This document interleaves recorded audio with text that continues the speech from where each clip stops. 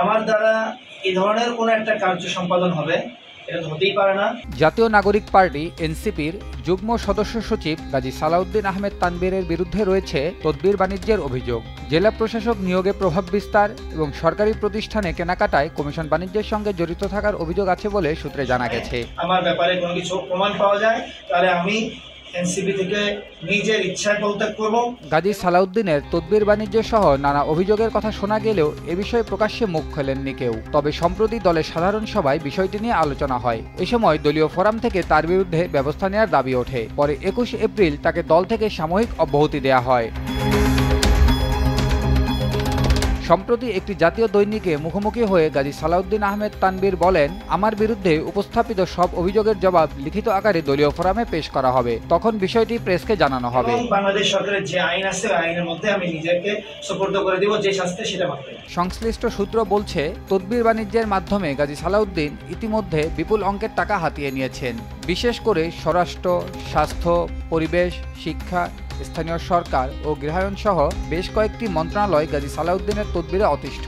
সর্বশেষ সোমবারও স্বরাষ্ট্র মন্ত্রণালয়ের কয়েকজন উচ্চপদস্থ কর্মকর্তার সঙ্গে একান্তে আলোচনা করেছেন বলেও গুঞ্জন রয়েছে।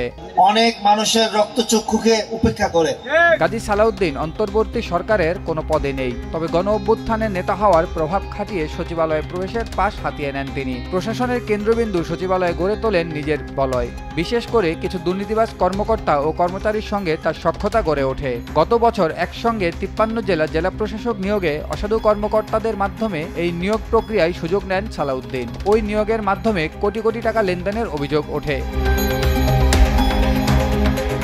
অভিযোগ রয়েছে বিসিএস প্রশাসন ক্যাডারের কর্মকর্তা যুগ্ম সচিব KM আলী আজম এবং গাজী সালাউদ্দিন আহমেদ তানবীর সকাল থেকে গভীর রাত পর্যন্ত সচিবালয়ে অবস্থান করতেন। তারা একসঙ্গে দুপুর ও রাতের খাবার খেয়ে সচিবালয় থেকে বাসায় ফিরতেন। এমনও গুঞ্জন রয়েছে যুগ্ম সচিব KM আলী আজম গাজী সালাউদ্দিন আহমেদ তানবীরকে স্যার বলে সম্বোধন করতেন।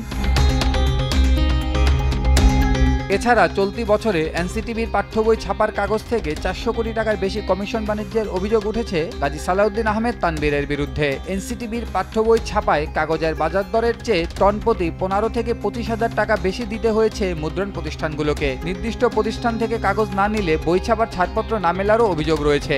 যদি আমার বিপক্ষে আমাকে অভিযোগের ব্যাপারে গণমাধ্যমে দেয়া এক সাক্ষাৎকারে গাজী সালাউদ্দিন আহমেদ তানভীর বলেন, নতুন বাংলাদেশে এনসিটিভিতে আগের সিন্ডিকেট ভাঙার চেষ্টা করেছি। আমার অর্থনৈতিক সংশ্লিষ্টতার কোনো অভিযোগ কেউ প্রমাণ করতে পারলে আমি শাস্তি মাথা পেতে নেব। সাবেক সচিব ডক্টর আনোয়ারুল্লাহ একটি জাতীয় দৈনিকে সাক্ষাৎকারে বলেন, গাজী সালাউদ্দিন তানবীর একসময় ছাত্র সমন্বয়ক ছিলেন, এখন রাজনৈতিক দলের গুরুত্বপূর্ণ পদধারী নেতা। তার বিরুদ্ধে উত্থাপিত অভিযোগের অবশ্যই কিছু সত্যতা রয়েছে, তা না হলে দল থেকে তাকে বহিষ্কারের কথা নয়।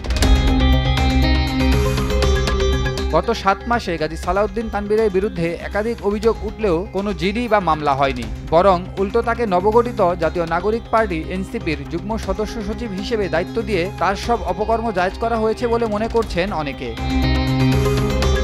জুবায়ের আহমদ, নিউজ ডেস্ক, দেশ টিভি।